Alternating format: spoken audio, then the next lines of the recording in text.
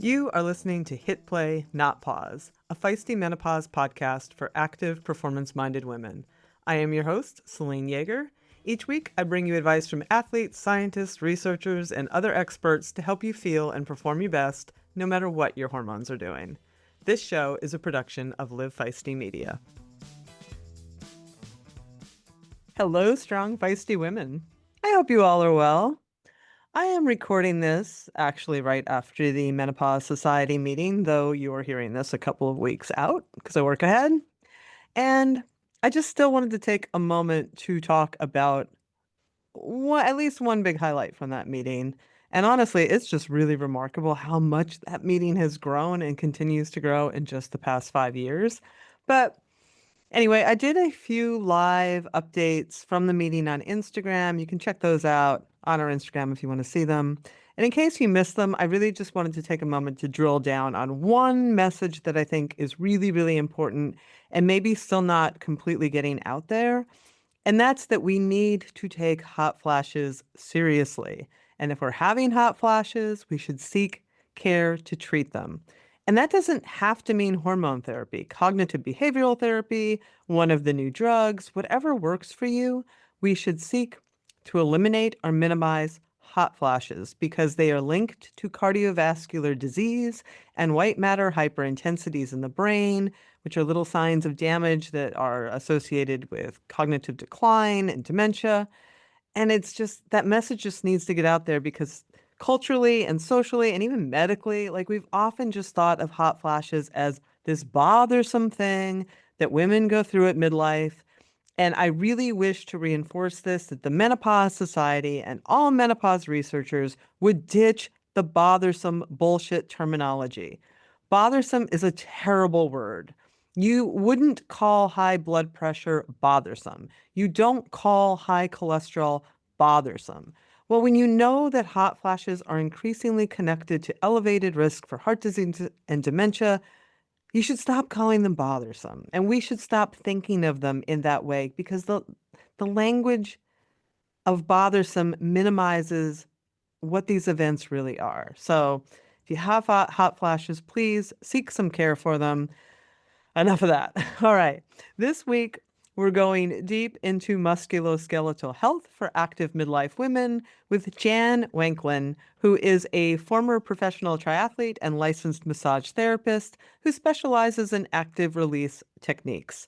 And we talk all about our ligaments and tendons and the musculoskeletal system overall and how it can suffer and take a hit during the menopause transition, with injuries becoming more common, which I know is something that you all know. I hear about it in our community all the time. But unfortunately, too many practitioners still miss these two common issues like tendinopathies, and it can leave women unnecessarily suffering and living with a lot of pain before they receive proper diagnosis and treatment. And of course, we talk all about what we should do about it. I really enjoyed this conversation with Jan, and I learned a lot. And I encourage you to check out her work on Instagram at Active Release Australia. I will link that in the show notes as always. She had a lot to say, and I was here for it. All right. Before we get into it, give us a follow at Feisty Menopause on Instagram and Facebook. Head into those show notes and sign up for my free weekly Feisty 40 Plus newsletter with all the training news you can use. And if you like the show, drop 5 stars wherever you get your podcasts and kindly share it with a friend or a colleague. It really does help others find the show.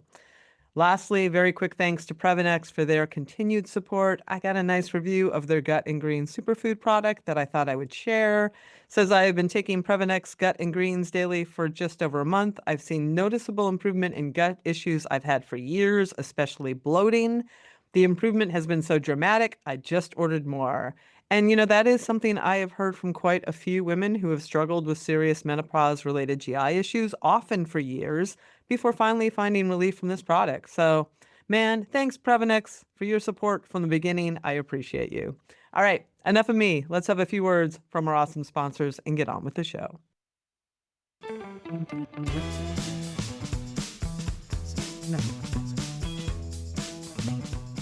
All right, Jan, Welcome to Hit Play Not Pause. I'm very excited for this conversation because, as I mentioned to you offline, I had one show that was tangentially about massage. I have not talked about active release technique at all. And you also have like this incredible history and lots to say. So, welcome to Hit Play Not Pause.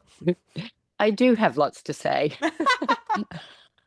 And I am incredibly excited to be on the show. I've become a podcast tragic, I think. I listen to podcasts all the time, and they're usually to do with either work or female issues. I try to be very discerning about who I listen to, but there's not too many of your shows that I've missed. Oh, that makes my heart happy. So we had a call, a little introductory call previously to this, and you started talking, and I cut you short because I was like, you clearly have stuff to say, and I want to capture it in real time. So you had mentioned in that call that you were of the generation who missed out on hormone therapy because of the whole WHI interpretation and the media that came out of that. And I sensed during that conversation that you were not particularly pleased about that. So I would love for you to talk to me about that time, how it felt then, and how you feel like it impacted you. Um, it's kind of interesting because I feel like I really didn't know what was going on. I knew I was feeling more stressed. Um, I had probably not been totally regular with my periods with training, but they seemed to be more intense. They seemed to last longer. But I had no idea. Nobody spoke to me. My doctor did, and I had a female doctor. My female doctor didn't talk to me about menopause. And I would say back then, perimenopause wasn't even a thing. Like It wasn't a word. nobody talked about perimenopause. You were either, um, having your period or you were menopausal. And that was it. There were no other terms for it. So looking back on it, I now understand what I was going through. But at the time, not a clue.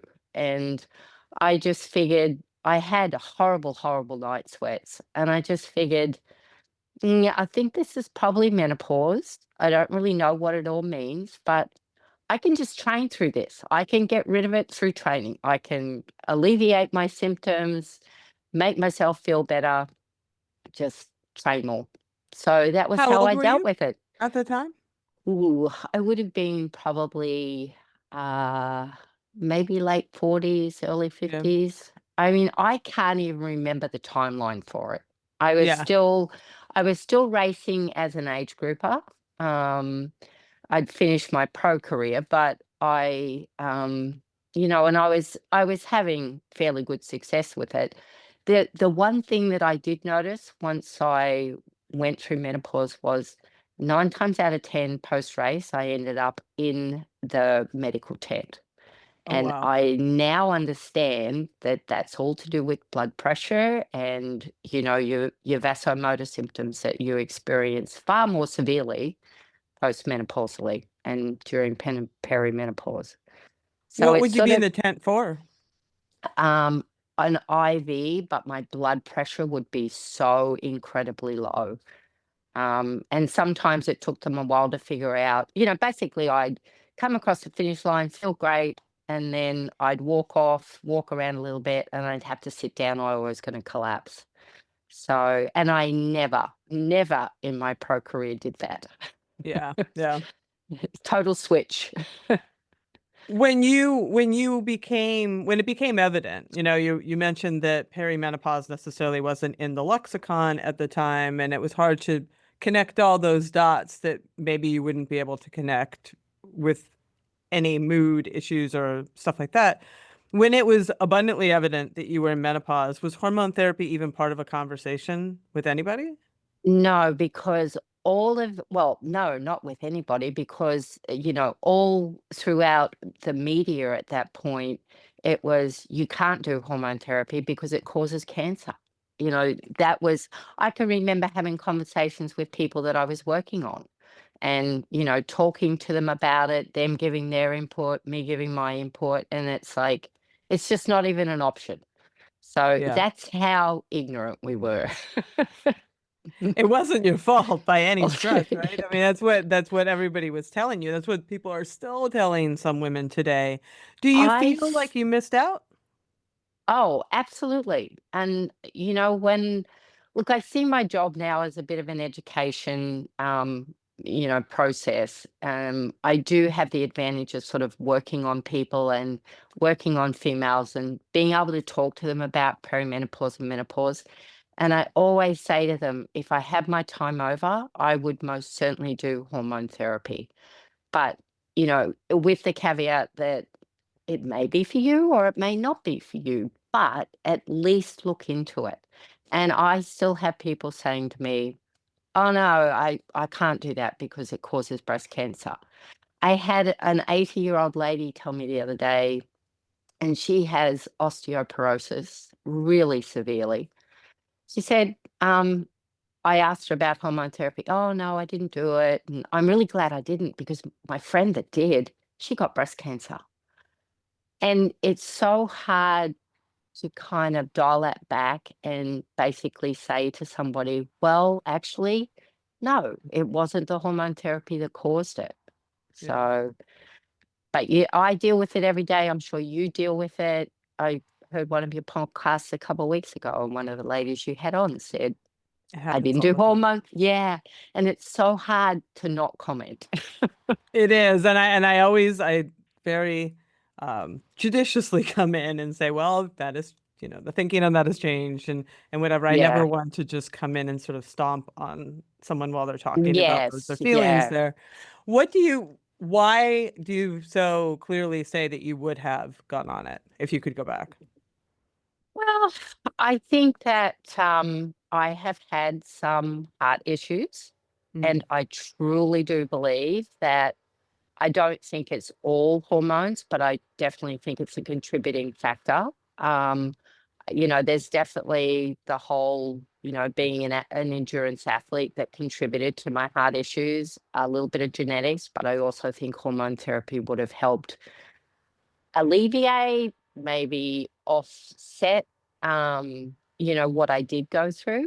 So I honestly do feel my generation has been robbed, totally robbed. And I just can't believe the numbers are still as low as what they are, the percentage of women that are on hormone therapy. every time I look at those numbers, I think they can't be right.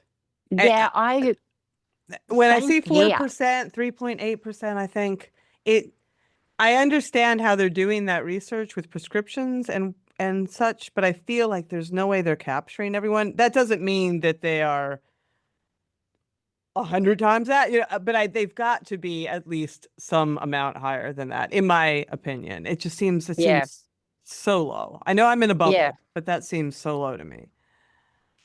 I kind of feel like the same thing, especially as I do see a fairly good female population, with coaching as well as with working with,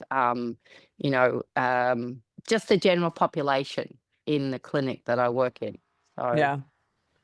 What were the cardiovascular issues, if you don't mind sharing some of those that you had? I ended up with AFib and a flutter. It took them a while to figure out what it was, but when it hit successfully, I went down like a ton of bricks, but have had an ablation and feel like I'm on the other side of it. So, it's still important to me to stay fit, obviously, but it was a bit of I think a knock to the ego more than anything. I'm this athlete that, has been eating well, has been doing all the right things. Why is this happening? Yeah. But, you gotta deal with it. It's, you can't let it define you. You just kinda move on and, um, deal with anything that sort of comes up after that. But, yeah, it was quite rocked my world. Yeah. No, I can understand that. Are your bones good? Have you had your bones scanned? Yeah, I've always had really good bone Okay. density. I had lots of scans done when I was, racing and have had some since. So, yeah, I don't have a problem with that. But, you know, what's the best of those two things, cardiovascular disease or bone density? If I had to make a choice, I'm not sure. Yeah, I understand. Those are both very important systems. Yes, yes. Do you are not still competing, if I understand that? Are you still training? No, well, I wouldn't call it training anymore. Gotcha. I call it, my mental health requires me to be able to go out and do some running and swimming and biking. And I feel very, very lucky to still be able to do it. That's the way I look at it. I don't run a great distance. I don't, ride a great distance, but it's enough to kind of help me keep my sanity and keep me in some sort of semblance of shape. Um, Possibly if I was going to do anything, I would do a little bit of open water swimming. Um, Hoping to do, some swims later this year. Um, but Gotcha. I kind of feel like there's not a lot more that I want to achieve. It's just really being, quality of life more than anything. Yeah, I fully understand that. So let's pivot a bit to your professional work. You've been in massage therapy since 91 Hmm. and ART, active release technique, since 98. And I was telling Yes. you the last time I actually, because I keep absolutely everything I've ever written, I actually Good. searched it on my I do on my computer, and the last time I wrote about it was 2010. So it's been a minute since I have talked about it. So Hmm. talk to me about what that work is. And is that primarily what you do? Or are there other massage therapy techniques that you also employ? Like Um, how did Over those the fit together in years, your practice? yeah, Yeah. over the years, I think I've probably done just about every course that you can do out there. I started with neuromuscular therapy, managed to meet the founder of ART, Mike Leahy, back in the mid to late 90s. He kind of talked me into coming and doing some courses. And the rest is kind of history. I ended up instructing quite a bit when I was in the US. But it was one of those things where I had a human movements degree from UQ. So it was sort of something that I was really interested in anyway, that human movement and the body. So it seemed like a really good transition post Ironman triathlon profession. Um, so once I got involved with them, we used to set up the tent over across from Digby Beach in Kona, and we would work on the athletes as desired. I mean, the first few years I'd go out and I'd basically haul people into the tent, say, "Hey, you're going to come over and do this because it's going to change your life." It's an amazing technique. It's different. People will always say, "Oh, it's just like a stripping technique." Well, it's not really. But if that's what you use as your frame of reference, that's fine. But it is very simple in in its in its infancy. But to get good at it, you've got to do it for a lot of years. And we all look at Mike, and he's just so incredibly good at it. Um, But yeah, I still teach occasionally, use it primarily in the clinic that I work in Brisbane. It's the more that the more you realize you don't know, the more you want to know. And I think that's my philosophy on life. So I am still doing courses, I still do webinars just to enhance the skill set that I have. I do little bit of acupuncture, but my go-to is ART, and it's really helped my skill set over the years. So describe for our audience, because I bet most of the people who have this in their ears right now do not know what active release technique is. So how do you describe that to people? So I have people say to me, "How do I describe what you do, Jan?" I'm like, "Well," so it's a technique where if I was working on the bicep muscle, I would shorten it. I would take a contact on the bicep and then slowly lengthen the muscle through its range of motion. So what you're looking for is anything that doesn't feel like normal tissue. You're looking for relative motion between the tissues, and you're also looking for any kind of nerve entrapment that might occur as well. And this is where your palpation skills become incredibly important. And that's why it takes time to develop a good feel for what's normal and what's not. So if you're looking, and boy, these are ignorant questions, so just bear with me. So if am I on a table? If I am on your table and you are working on, let's say, my hamstrings, do you have me uh contract my quads? Do you have me are you contracting? Are you physically manipulating my legs so we're going into extension and flexion with my hamstring? Like, what are we doing? So there's different ways that you could do it, but preferably with your hamstrings, you do it on the table. You could do it with them lying on their back, or you could do it with them lying on their stomach. It really depends on what part of the hamstring you're doing, whether it's the top part, the bottom part, the muscle belly. You can even do it side lying. Active where possible. And the reason that we try to encourage active is that the muscle actually has to work. If I do the movement for you, the muscle doesn't have to work. So we don't get as much feedback about what's going on in the muscle, Yep. or any of the surrounding tissue. And the nice part is you can compare sides. It might just be an anomaly with that particular person. But when you compare sides, you can sort of, decide whether, well, that side does feel like it's particularly, tight. It's hung up with another one of the hamstrings or with the adductors. So what we need to do is try and release the two of them. Okay. Does Gotcha. that kind of make sense? It does. And I mean, the name is, it's right there in the name, active Yeah. release, I guess. So is the release from, is it myofascial? Is it muscle? Is it muscle tissue itself? Is it uh, It's it pressure? where you to me, when you work on muscle, you work on fascia as well. So Okay. it really depends on what part of the tissue is adhered, is stuck, is caught, is not moving. And sometimes you can use biomechanics as well. So if you watch someone running, or if you're in the gym situation, if you watch someone do a squat and they're, leaning over to one side when they go down, you can figure out what the tissues are that are involved in that movement and then address them from there. So I don't think you ever work on a muscle without addressing fascia. The two are Right. just so closely related. Every muscle has fascia surrounding it. Every muscle fiber has fascia surrounding it. The bones have fascia surrounding them. So it's just a two for one, basically. Yeah. Yeah. So then you are performing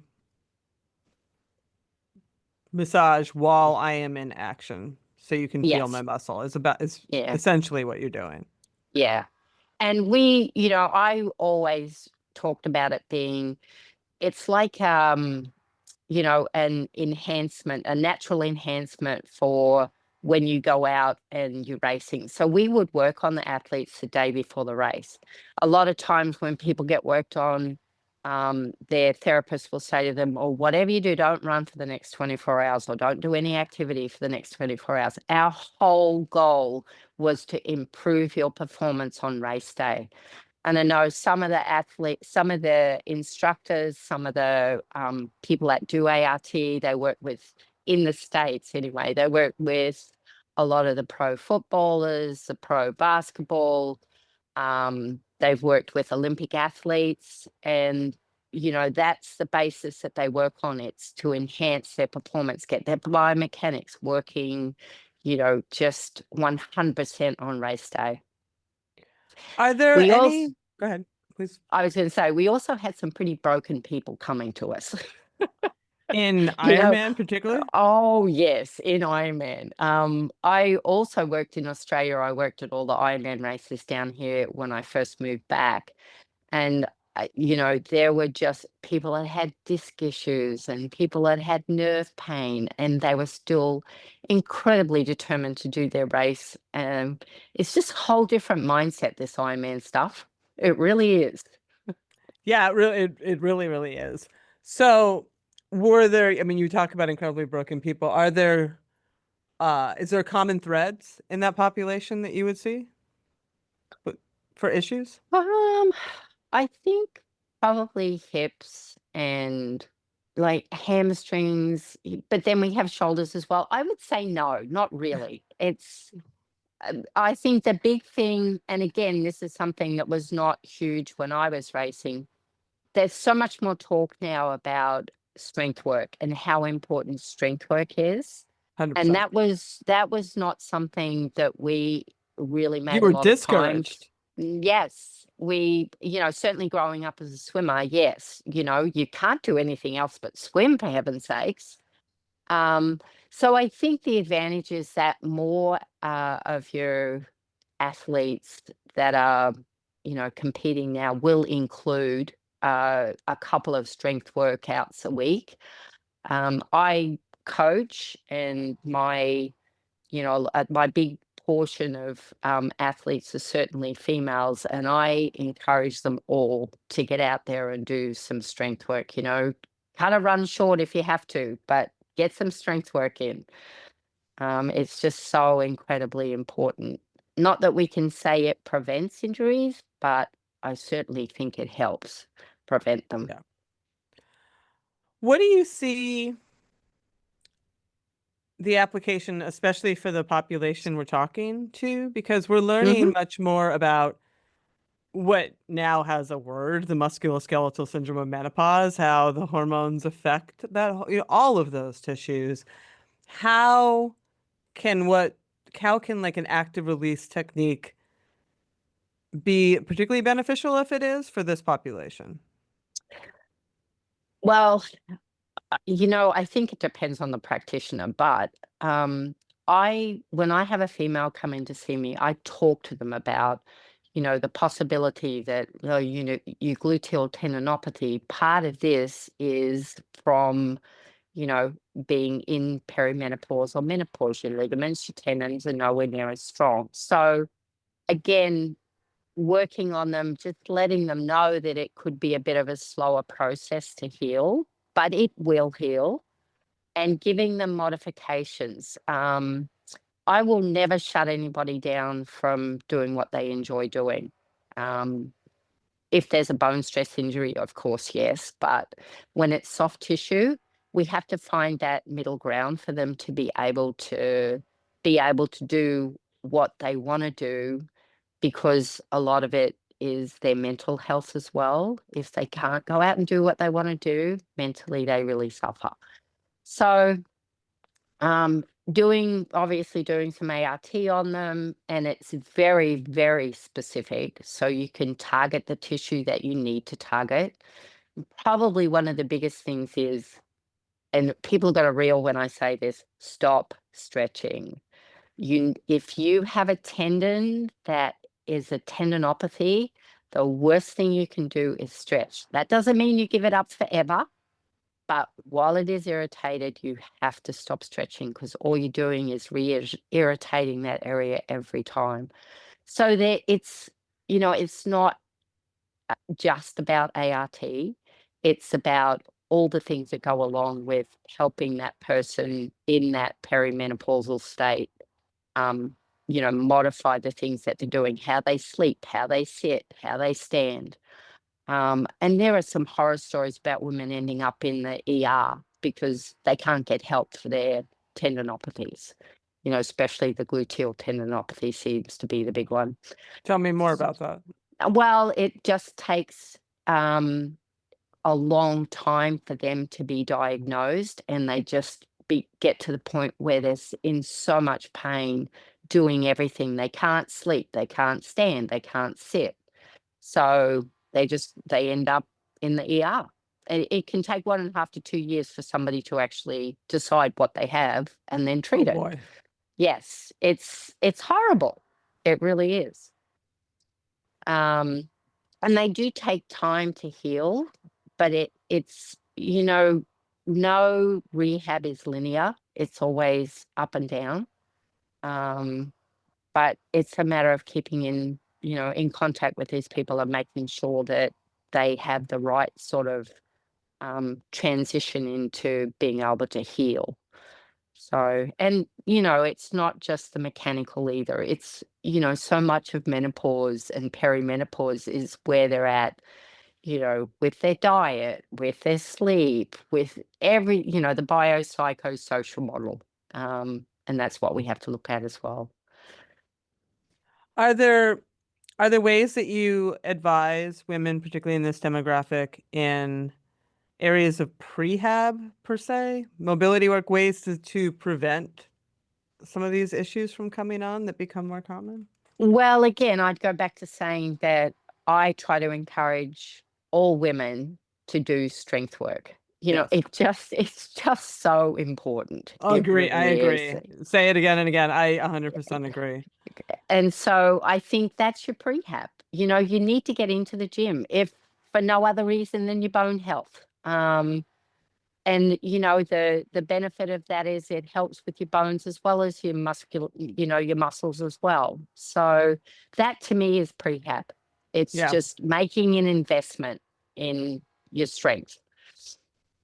And you said about the stretching, stop stretching then. Where do you stand on stretching, quote unquote, mobility, controlled articular rotation? There's all sorts of ways that we go about this. I mean, I personally did find when I got back into trail running very Mhm. recently, sort of going longer distances, going through those ranges of motion, I did find particularly helpful. And I would use them as kind of a warm up going into my strength training and then do it as a cool down coming out of it. I'm wondering what your thoughts are on that part of the conversation. So I would never discourage anybody from doing something that they feel helps them. Right. But I always say to people if they're static stretching, how does it feel after you've done the static stretching? Do you feel that there's a benefit to it? Do the muscles feel looser? Well, no, actually, it feels good while I'm doing it, but it really doesn't have any long lasting effect. So I just kind of leave them with that thought. And then I do honestly believe that mobility, which is not static stretching, 100%. is so much more beneficial because not only are you moving the body through more of a functional range of motion as opposed to stretching one muscle at a time, which is not the way we move, it is just so much more beneficial for the joint as well as for the muscles around the joint. I agree 1000% with you. I do not do static stretching just for the Yeah, record because of that. I've never found a utility for it. I never really yeah. found it beneficial, but I find that mobility work very, very beneficial. Yes, yeah. I would agree with that. And the other nice thing is if you do some eccentric strength work, that Mm, also has the benefit of lengthening and strengthening the muscle at the same time. So we sort of come from this mindset where we all think if you lift, you're just going to get more bulky, but it has the benefit of lengthening as well. So it's like, again, it's a twofer, you know? yeah. Talk to me a little bit about eccentric work in general, because I'm somewhat intrigued with it. When I was doing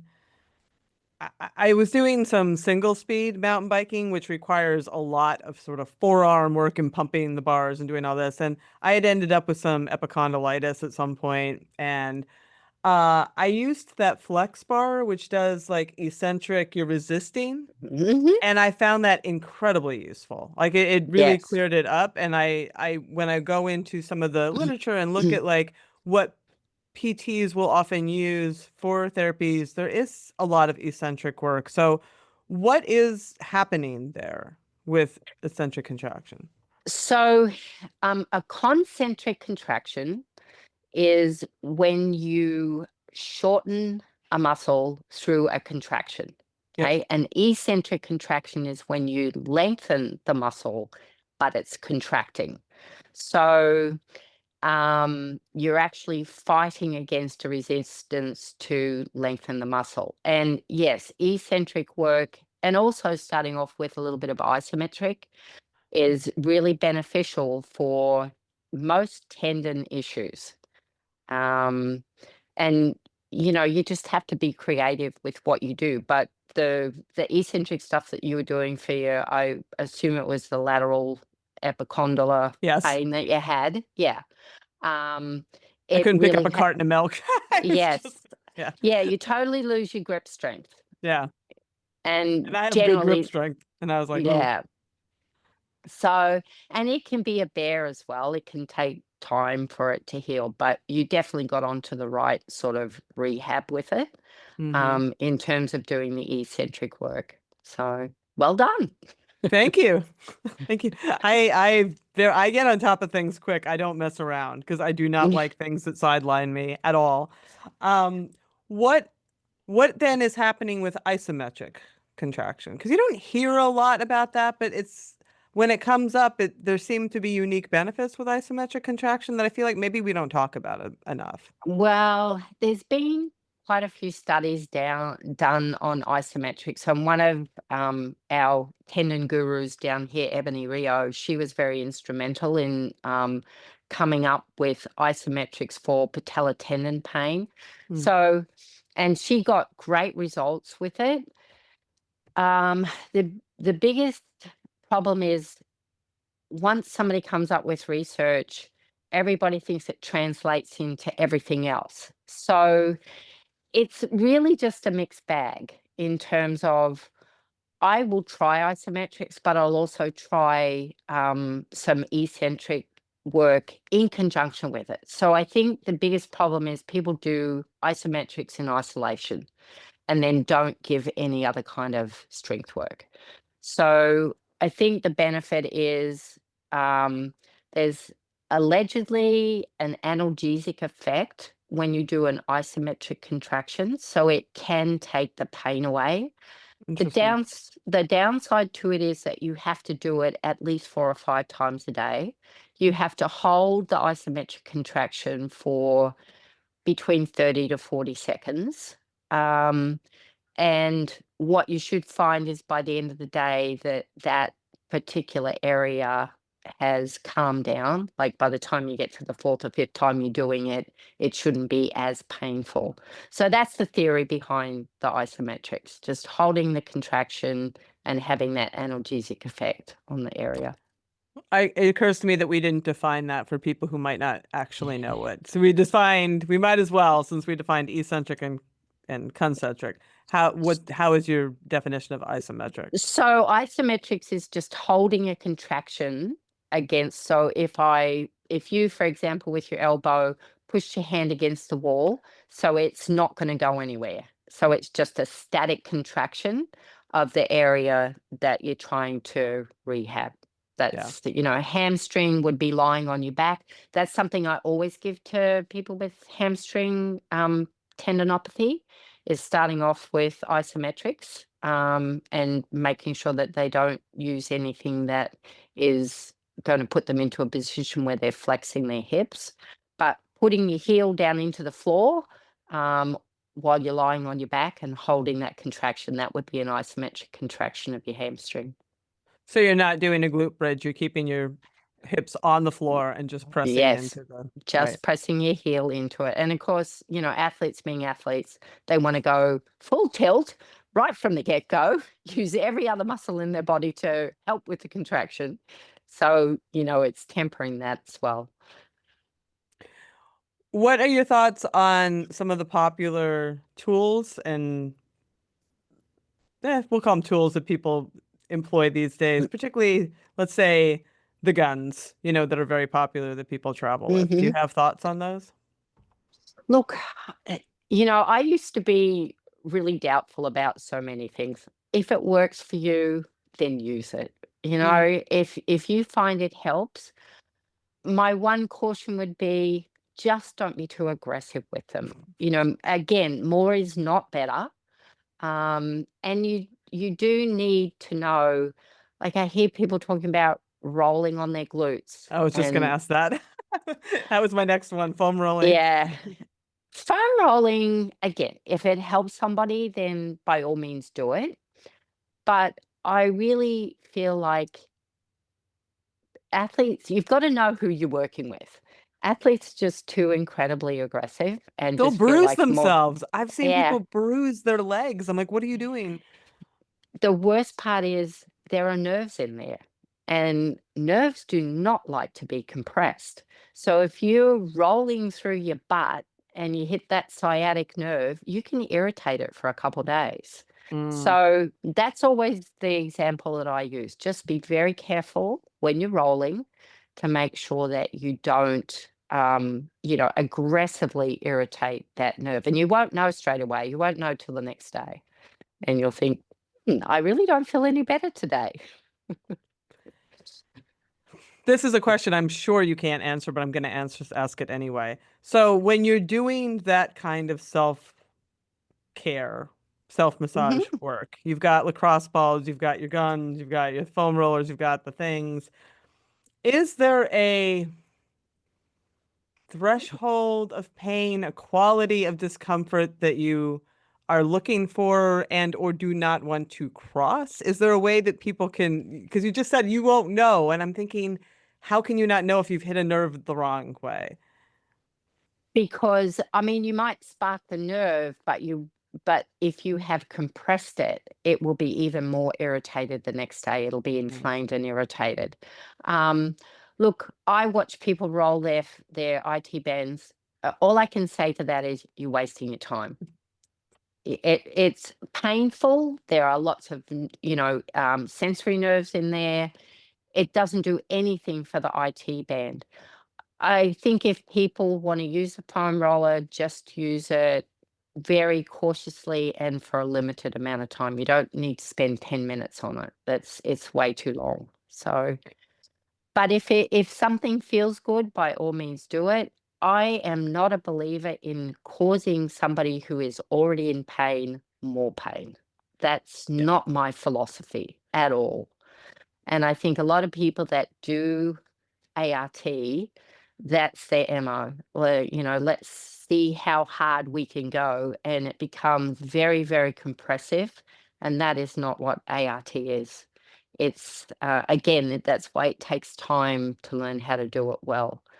It's not about compression, it's about generating tension. And there's a Hmm. fine line between the two. Yeah. I've seen more people using foam rollers and the such for flossing, gliding, for lack of a better word, where they're sort of going horizontally, like rolling on it this way with their muscles as opposed to rolling along the belly of the Along the muscle. bone, yeah. Yeah. So going across the muscle, Yeah. almost like a cross fiber friction Yes. type thing. Yeah. Well, if it works for them, it works for them. I, I I, appreciate I mean I'm sure you see it all, the Graston tools, all of the things that people are using, and I'm yeah. Well, you know, s- there's so many things out there. It's just like running shoes. There's so mm, many different types of shoes out there because everybody is different. yeah, fair. There's not one size fits all. And I think it's great that athletes want to be involved in their own care, looking at it from the positive side. But I think they just need to sort of leave that, no gain, no pain, behind them. It's not a good philosophy to have, especially if you're doing it the night before an event. But self care is great. I would encourage it. Absolutely. It also occurs to me that there's something unique that happens when you have a professional putting their hands on you than when you're trying to do something yourself on many, many levels. On your central nervous system level, on your, you know what I mean? Like it just seems like that there's other elements there that are beyond a lacrosse ball. Well, hopefully the professional knows what they're Well, that's doing fair. That's and fair. and knows what they're putting their hands on. Um, I think when you've been in it for a while, like it has to be like so many things. It has to be an agreement between you and the person that you're working on. It can't be you making unilateral decisions about what you're going to do with that person. I also am not a big believer in saying to somebody, I can fix you. I Mm. can help facilitate a pathway for your healing, but your body is what fixes itself.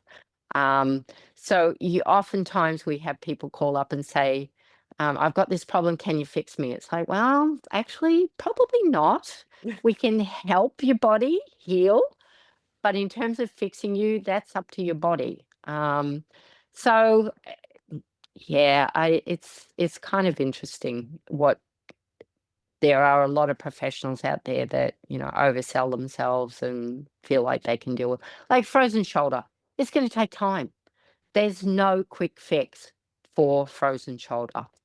If you can nip it in the bud and figure out what they have pretty early on, you can certainly shorten up some of the processes. And it's about checking in with your health professional. But in terms of going and seeing somebody on a weekly basis, it's not going to help. But yeah, just again, educating people about what the process is. Education is the most important thing. It's the most important thing when it comes to perimenopause, menopause. It's educating them about their bodies and what's available out there. And it's the same when you're taking care of your body, educating them about their bodies and how it's going to function the most efficiently. And that's going to be different for everybody. Do you have recommendations as far as when somebody should see you? Do you think do you do work? I guess what I'm asking is, do I see you before I need you, or should I be able to manage Oh, myself and only see you when I need you? we would encourage everybody to do a maintenance program, and that is just such a hard sell. Mm. Um, Most athletes are time poor. Most people are time poor. Hmm. So we usually see people when they're broken, and that just makes the whole process so much harder. Um, and also, if I had, you know, a penny for every time an athlete came in and said, "Well, my pain threshold is really high. I can tolerate a lot of pain." And my comeback to that is, well, I don't think that's a positive thing, because if you had a lower threshold and you didn't ignore things, we would have seen you earlier, and the healing process would have been a lot shorter. So, and again, on the other part of that is, talking about reds, trying to help somebody that has reds. Um, Relative I energy just, deficiency in yes, sport. Yes. yeah, and even low energy availability, especially females. It's such a hard thing to convince girls that they need help. And I And see it in women. yes, I see it in coaching, and I also see it, in the clinic as well. Um, and you know, the whole eating process has become a problem with women. I believe the statistics are 50% of women that work out have some sort of low energy availability. But the young girls are really tough. And my experience with that is they tend to end up in hospital before they'll do something about it. So they have a really nasty experience. Either they've lost so much weight that they can't function, or their kidneys have shut down, or they've had some major organ that's not functioning. And that's sort of the turning point for them. So, We see it rear its ugly head again in perimenopause when the body composition changes start happening. I mm-hmm. have spoken to numerous people who have gotten themselves into a pretty bad hole, and it mirrors perimenopause. So it can sometimes be hard to identify unless you have somebody sort of doing that kind of assessment. And well, usually the first thing that shows up with your perimenopausal people are like stress fractures, Mm. if they're working out. So the first thing I'll say to somebody is, you need to get a DEXA scan. We need to, get on top of this. And we struggle down here the same way as you do in the States. 65 is 65 is bullshit. yeah, I agree wholeheartedly. I can't believe how many times I say that in a day. Um, it's just, it's just so, um, that's not about maintenance or preventative. It's just all about this is what our healthcare system will tolerate.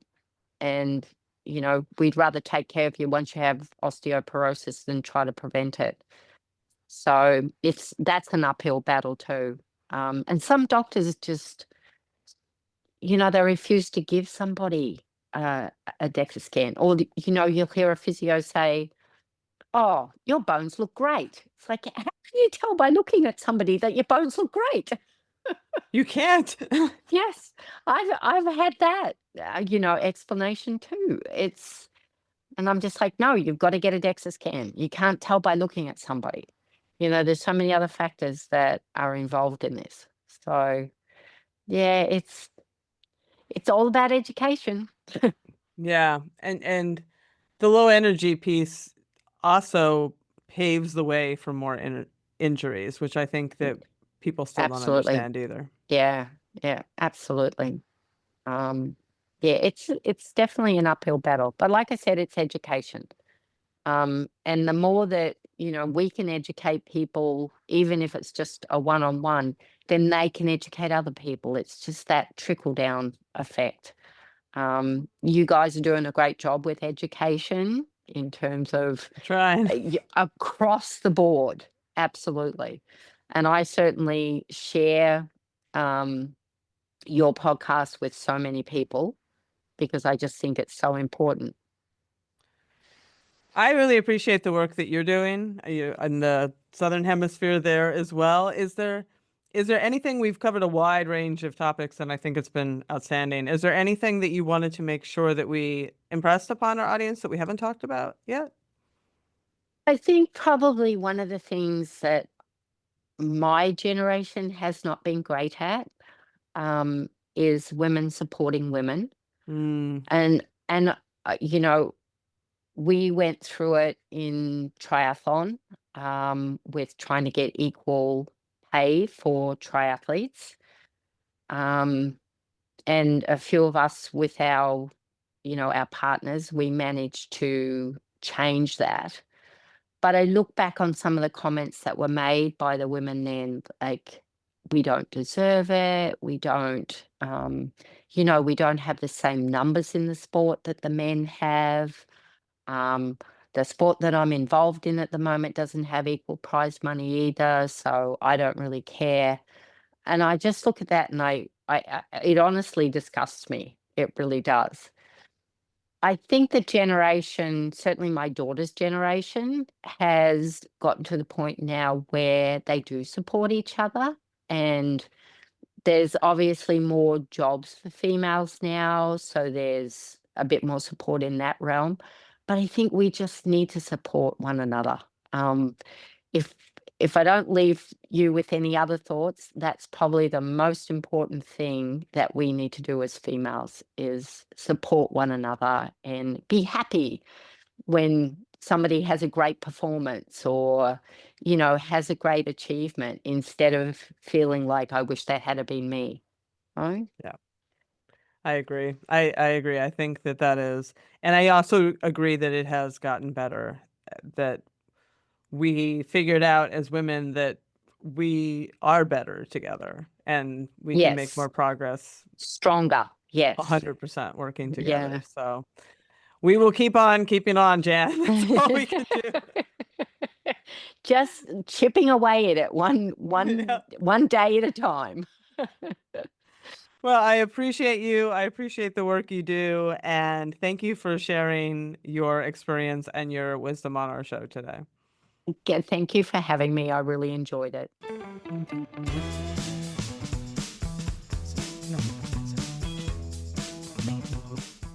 Well, that's our show. Come on back next week when I sit down with menopausal run and strength coach Becky Croft, who shares her approach for helping women thrive through this often rocky time of life. And she had a lot to say as well, as all my guests do. So come on back for that one. And until then, as always, stay feisty.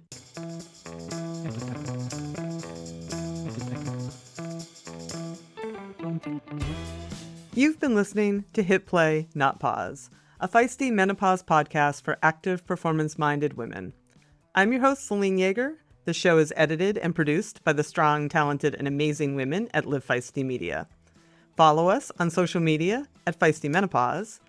And please help us spread the word. Screenshot and share this episode on your social media channels with the tag @FeistyMenopause. Share the show with your friends. And please subscribe, like, review, and rate this show wherever you get your podcasts. Word of mouth and good reviews make it easier for other listeners to find. Thanks for listening, and as always, stay feisty.